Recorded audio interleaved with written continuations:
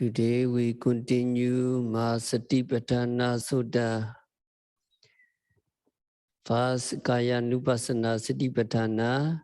Buddha mentioned Ita Bhikkhve Bhikkhu Kaye Kaya Nupassi Viharati Atapi Sambhajano Satima Vineya Loke Abhija Domanasam. Atapi Sambhajano Satima. Satima, last words in this sentence. Satima, mindful. Mindfulness is put last here, but actually in practice, mindfulness should come after atapi. Yogi make effort, so you have mindfulness. You have mindfulness, so you have concentration. And concentration leads to sambhajana, clear comprehension. So you have mindfulness here, but we have already defined mindfulness, so we do not need to define it again. A practitioner monk dwells contemplating the body in the body. A practitioner, yogi practice the foundations of mindfulness on the body, being ardent, making true effort. Being mindful and being thoroughly aware of the object and having concentration and clear comprehension. So how many components do we now have? Atapi, ardent is one component. Sambhajano, clear comprehension is another component. Samadhi, concentration is yet another. And satima, mindfulness, another. So you have 4 mental states here.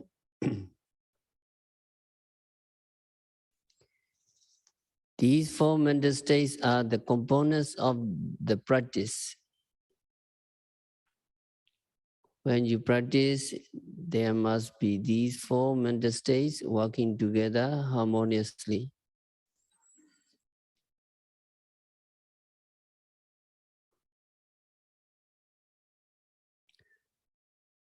But there is one more mental stage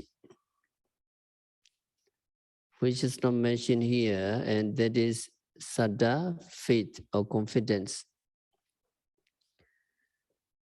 Faith is also an important factor because if we do not have confidence in this practice, we do not practice. We do not really have blind faith, but we have faith in the Buddha, faith in his teaching. We believe that just by paying attention to this object, we will be able to see the true nature of these namarupa,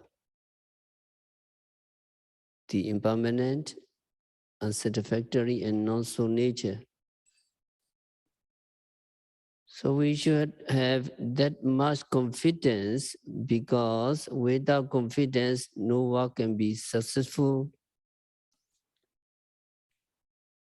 So confidence is also a part of the practice of meditation. And although it is not actively operating, at the moment of meditation, at the moment of practice of mindfulness, It is stayed there working harmoniously with the other factors. So altogether, we get 5 factors, and these are the 5 factors that are called 5 mental faculties. You know Indriyas in Pali. These 5 factors must be working simultaneously and harmoniously with each other if we are to have a good practice of meditation.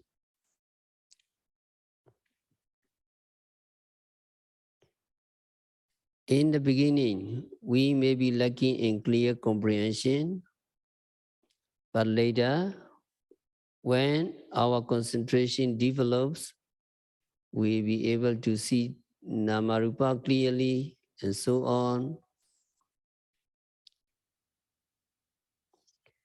And these 5 components will be working in harmony.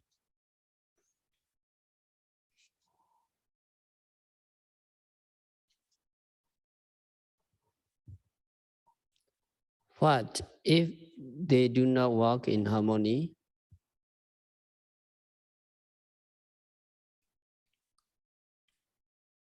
We are lost.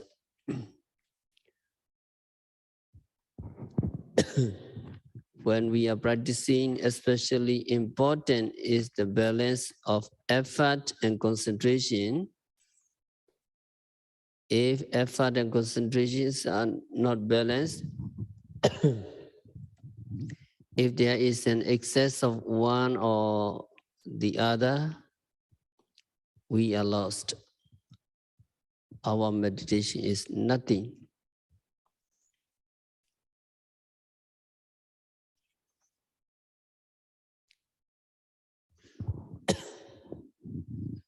Let us see more detail.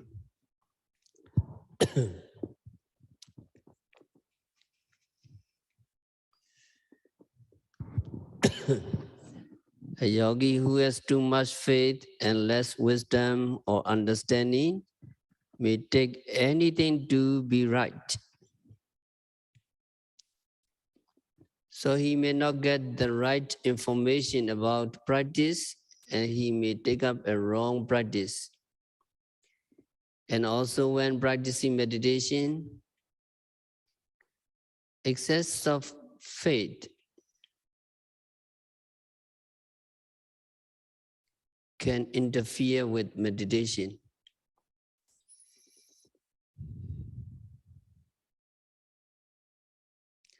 When a yogi begins to see the Namarupa clearly, begin to see mind and matter distantly and separately, and when yogi begins to see the arising and disappearing of these Namarupas, what happened? Amanusirati hoti. Yogi becomes happy. Yogi becomes elated. And if he has too much faith, he will be very pleased with himself, and he may be thanking to the Buddha for this clear experience. Or he may be thanking to his teacher for this experience and so on. So yogi has so much devotion for the Buddha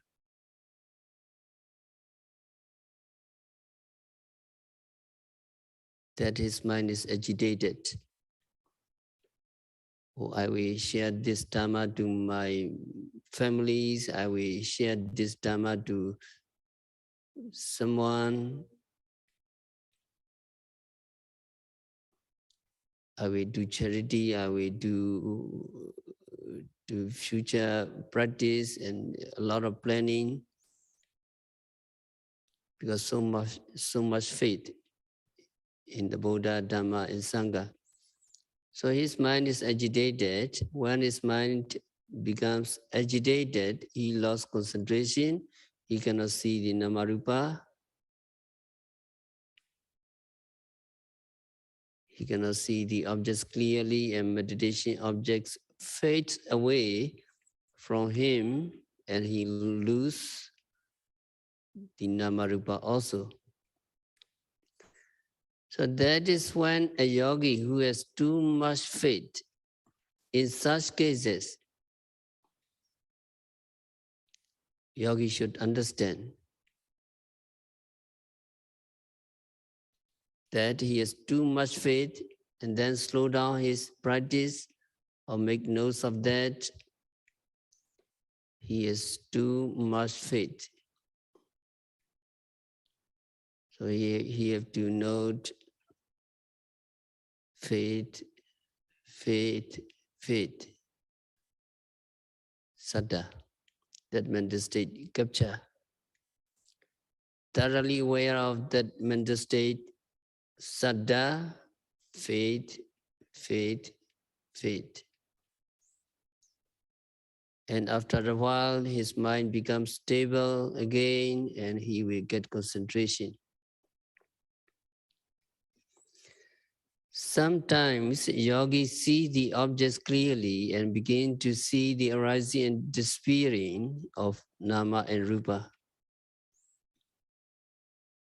If he is the type of those who have too much understanding, a person who has vitaka nature, vitaka charita, then he may be thinking about the nama rupa, whether it is nama, it is mind or metta, or he may want to try watching this mental state that this object, this objects, and so on. Because he has so clear understanding of the objects, so his mind becomes agitated again. When mind becomes agitated, he is unstable to see the Namarupa clearly, and he loses the objects. He loses concentration and he loses the understanding. In such cases also, a yogi has to be mindful that he has too much understanding, too much activity in his mind, and so he must slow down. Once he slows down, his mind becomes stabilized again, and so he is able to be mindful of the objects. He is able to see the objects clearly again.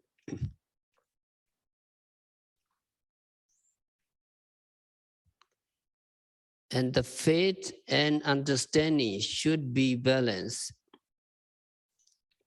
They should be balanced both outside meditation and inside meditation. Outside meditation also, faith and understanding should be balanced. If the person have too much faith and too little understanding, then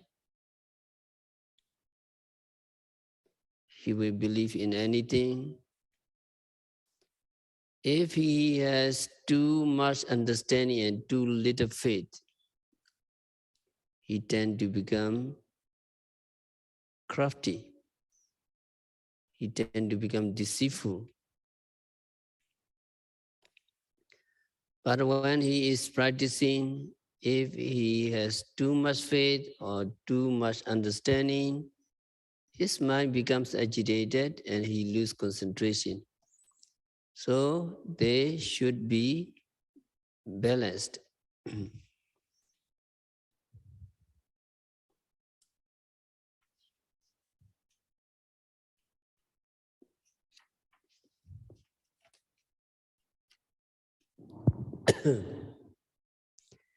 And sometimes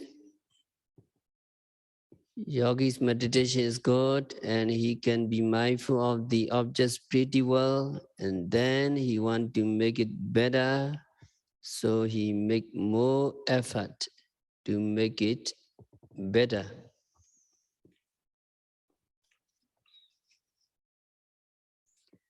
The moment he tried to make it better, he lose concentration. He is not able to note the objects. He is not able to see the objects clearly. That is because he has made too much effort, more than is necessary. So too much effort makes his mind agitated again. When mind is agitated, that means shaking, it cannot see clearly. The agitation of mind is called shaking above the objects, shaking above the namarupa. Shaking above the namarupa means the mind is not properly on the objects, the mind is not stuck to the objects as it were. But it is a little away from the objects and shaking above it or moving above it. When it is shaking or moving, it cannot see the objects clearly. So a yogi who has made too much effort becomes agitated and lose objects and lose concentration. When a person has too much effort, the level of concentration goes down. His concentration is weak at that time.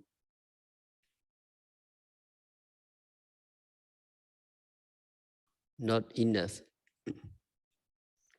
In such cases, a yogi should slow down his practice.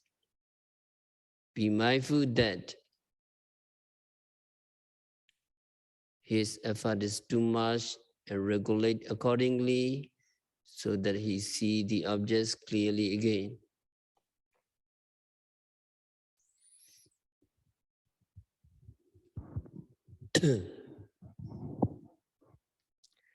Sometimes yogi concentration is so good that it becomes too easy for him to make notes or to be mindful of the objects. When it becomes too easy, his energy level or the level of effort goes down.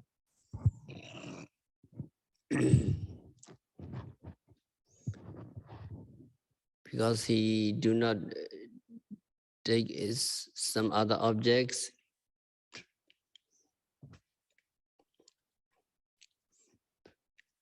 Some other objects he cannot capture properly because he take that few objects.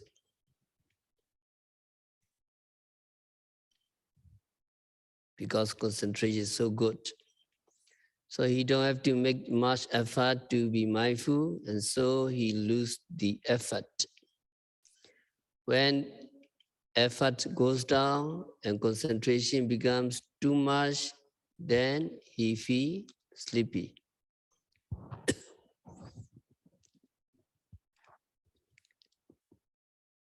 Many yogis have that kinds of experience. Sometimes concentration is so good, and then present objects arising and disappearing, they miss. Sometimes yogis feel sleepy not because he wants to sleep, but because they have too much concentration. When he have such an experience, then he have to set up energy level, or he has to make more effort to be mindful to pay close attention to the objects, and he can add some more objects to note at one time. Suppose he's noting just two in, out, or rising, falling. Then he has to add one or two more, like sitting or touching points, so that his energy level rise up. The practice of meditation is delegate business. So he has to understand whether any one of the factors are in excess. If any one of them is too much, then he has to know how to regulate them, how to adjust them.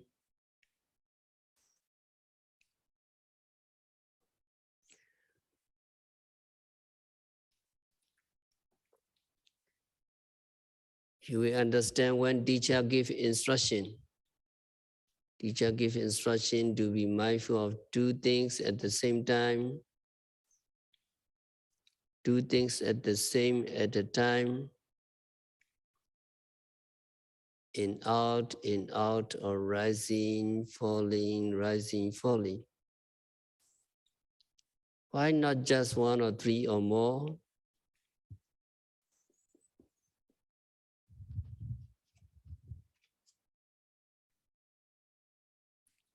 That is in order for yogis to have balance of effort and concentration.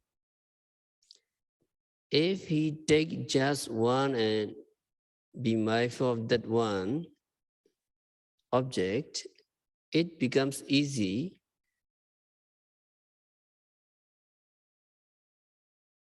You just take note, sitting, is easy. So you lose energy little by little. So you have too much concentration. And then you feel sleepy and you cannot meditate. If you have to make notes of 3, 4, or 5 objects, that is in the beginning of your practice, when your concentration and understanding are not yet strong, you become agitated because you have to do too much work.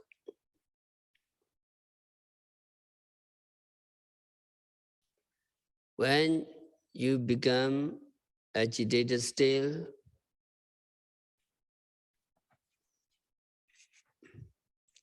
you lose concentration. In order for you to have balance of these two factors, you are given to be mindful of two things: rising, falling, rising, falling. And also, you are given to practice walking meditation and sitting meditation alternately. If you walk too much, you make more effort, so the effort becomes too much. That is why walking for 1 hour is a standard practice. And also giving you walking is for your body to have exercise. It is for your health also. So it is important that these factors are well balanced when you practice meditation. Satima, what about sati? Mindfulness.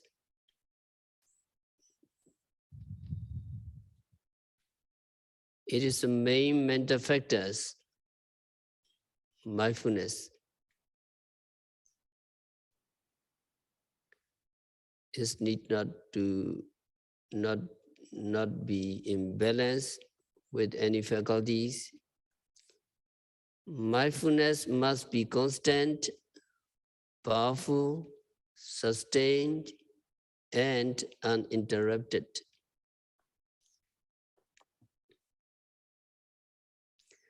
So mindfulness is required everywhere. That means mindfulness can never be too much. It may be too little, but it can never be too much.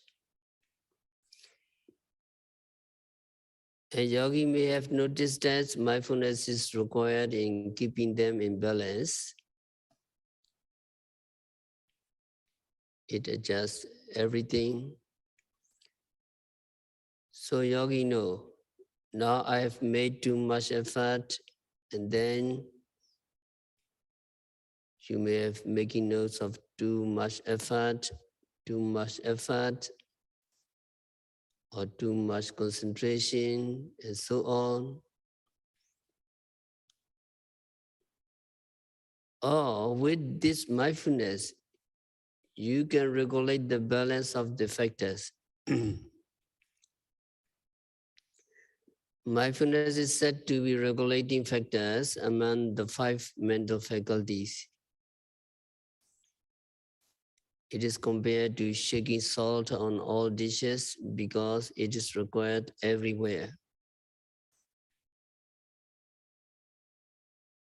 Or it is compared to a prime minister who did all the works for the king.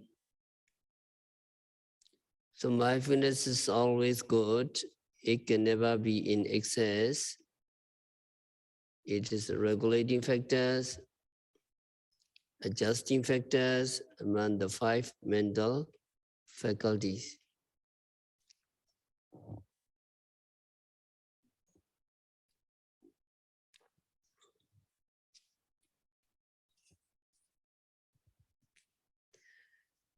Actually, there is another mental factors that regulate the balance of these factors, and that is upekha, equanimity. Equanimity is one of the 7 factors of enlightenment, bujinga. When you reach the stage of equanimity, again, these factors work in harmony. So long as these factors work in harmony, your meditation is good. And you will get concentration and penetration into the true nature of nama and rupa.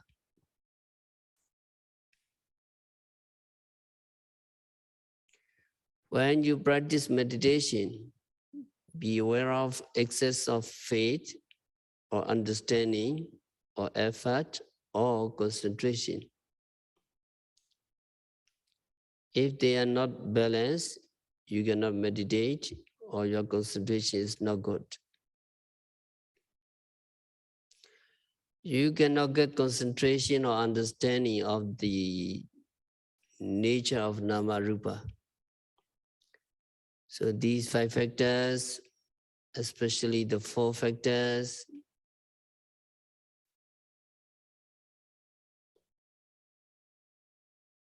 should be balanced when we practice. And it is for this purpose that we not only things as a time, not more or not fewer. And also we alternate sitting and walking so that we do not have too much energy or too much concentration.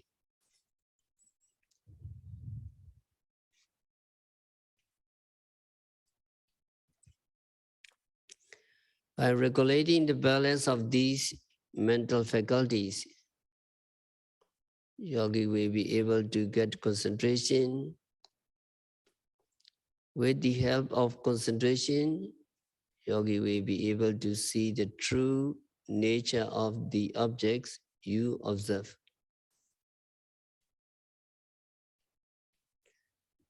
So what is the true nature, Rudy? True nature? true nature are anicca, dukkha, anatta.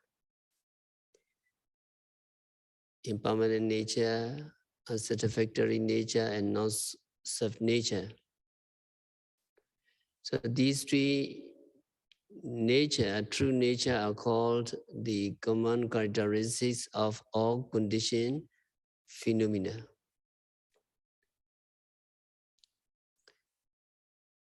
Everything in this world is conditioned, so everything in the world is, everything in this world has these three marks or three characteristics.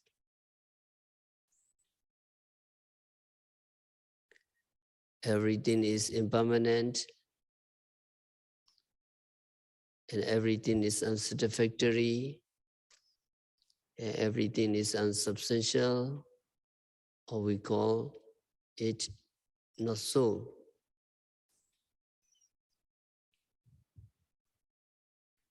So the impermanent nature we try to see through vipassana meditation is a deeper understanding of the impermanence, not the superficial understanding.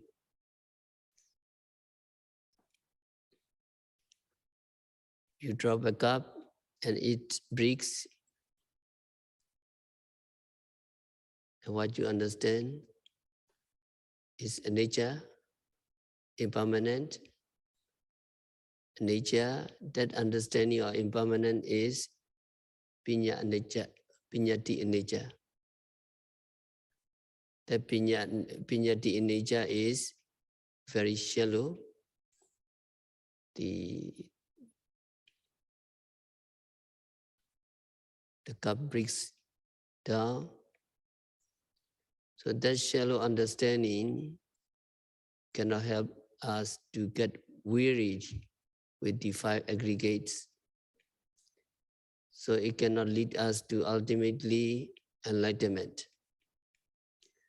So what we need to see is the moment-to-moment impermanence.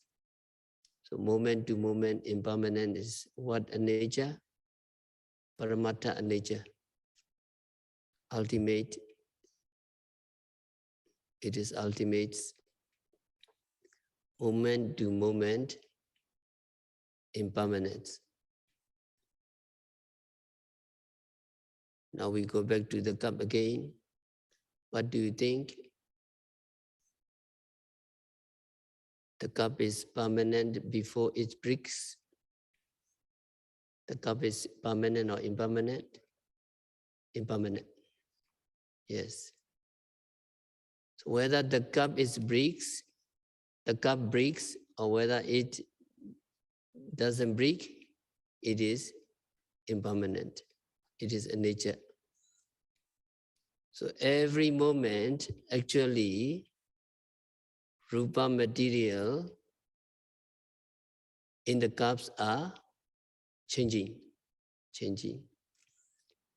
So changing means one rupa disappear and then another rupa arises in this place. So it is the old rupa disappearing and then new rupas arising in this place. It may be the same kinds of rupa or maybe identical, but one rupa disappears and another rupa takes its place. So that is what we understand impermanence nature. So we must see that the kinds of impermanence, if we are to get wearied with the five aggregates and to get enlightenment. And that understanding we can get only through vipassana. Only through observing the objects at the present moment. So that is what we do when we practice meditation.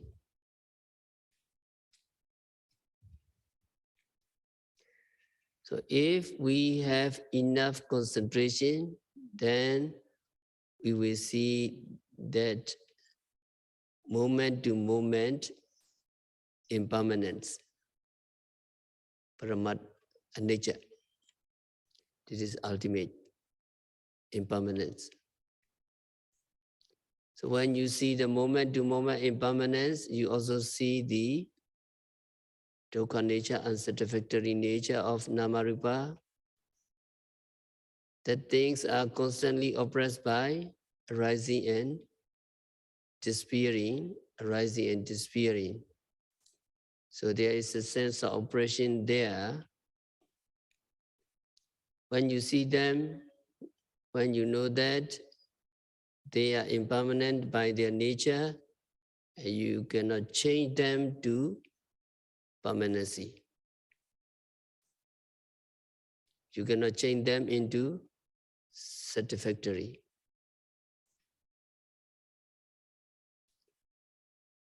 And there is a kinds of understanding of anatta, uncontrollable nature. Anatta means having no control over namarupa. We do not have control over mind and matter. They arise and disappear as they wish. So these three characteristics we will be able to see through the practice of meditation, but not just through reading or listening to the Dhamma talk. Only when we see in this way deeply, we can say that we see the three characteristics. And only when we see the three characteristics, there can be weariness in what is nama and rupa, or suffering nature, truth of suffering. And that weariness in suffering is the path to purity. And then the Vinaya Loke Abhijja Domanasa. When the five mental factors are working in balance, a yogi is clearly comprehending, then what is the result? Result is Vinaya Loke Abhijja Domanasa. Result is you overcome Abhijja and Domanasa. Abhijja, covetousness; Domanasa, grief. So you overcome covetousness and grief in the world. That is the result you get from clear comprehending in the practice of mindfulness meditation.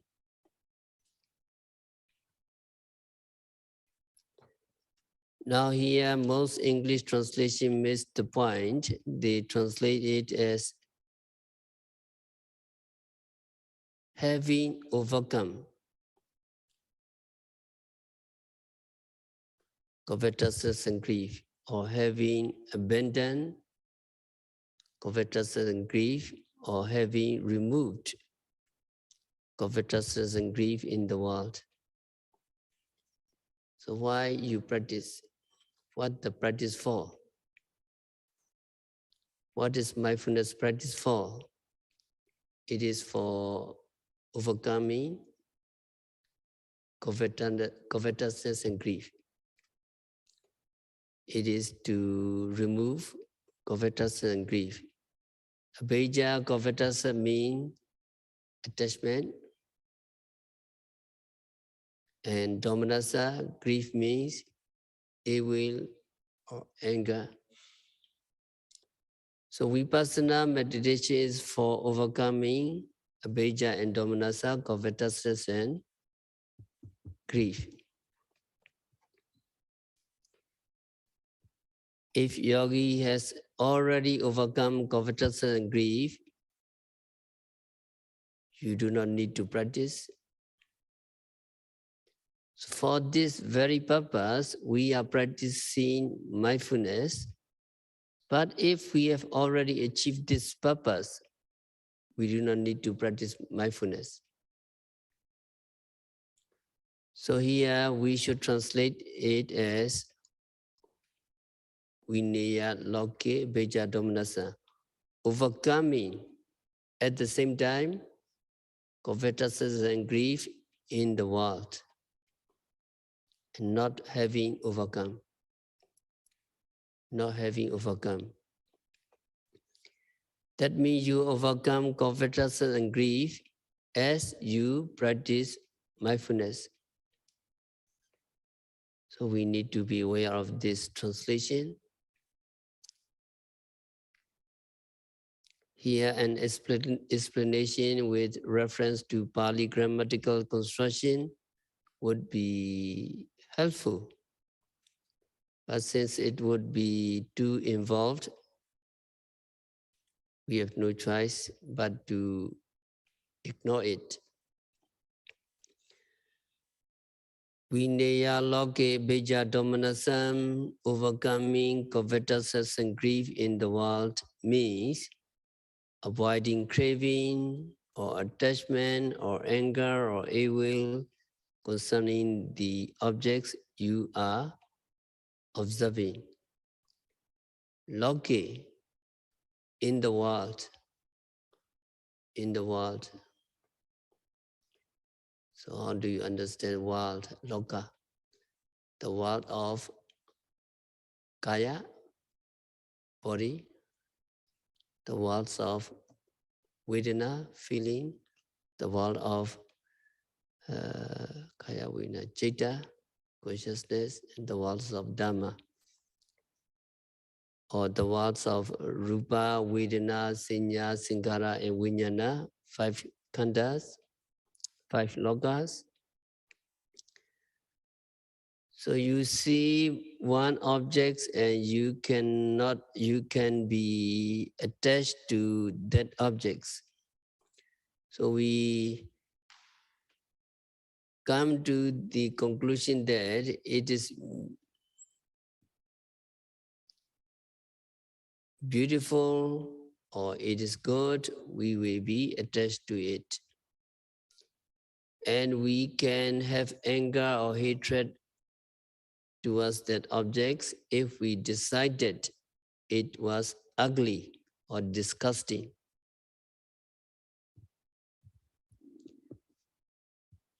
So these mental defilements can come into our minds when we experience something.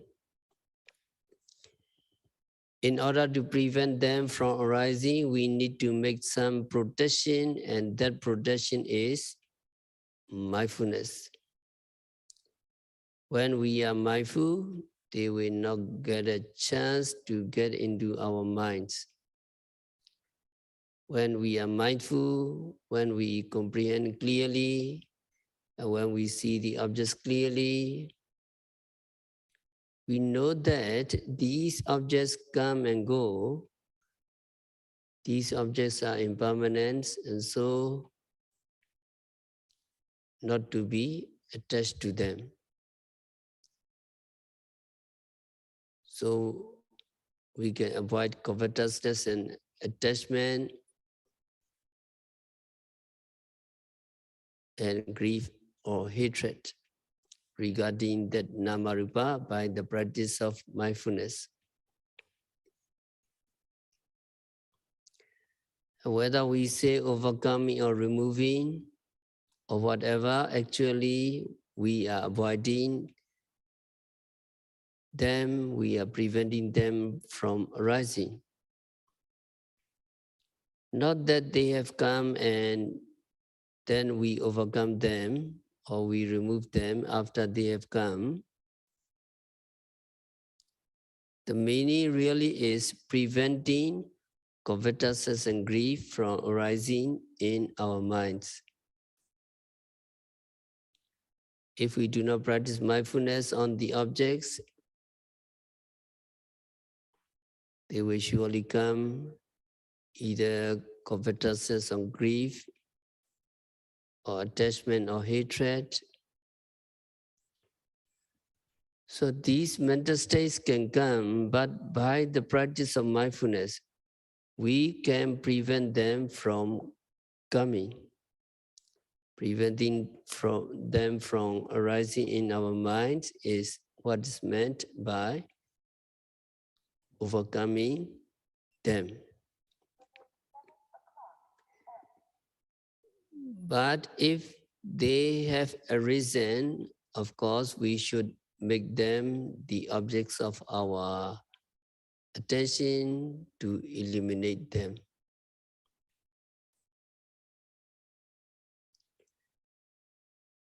So we will continue next week. We have to stop our discuss for today.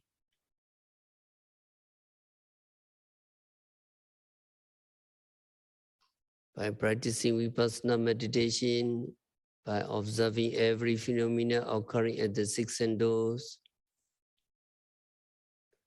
by noting kaya, vedana, citta, dhamma, or rupa, vedana, sanya, sankhara, and vijnana, by noting rising, falling, sitting, touching, seeing, hearing, smelling, tasting, touching, bending, stretching continuously and meticulously. May all yogis be liberated from all suffering. May all yogis realize the real peace in the very near future.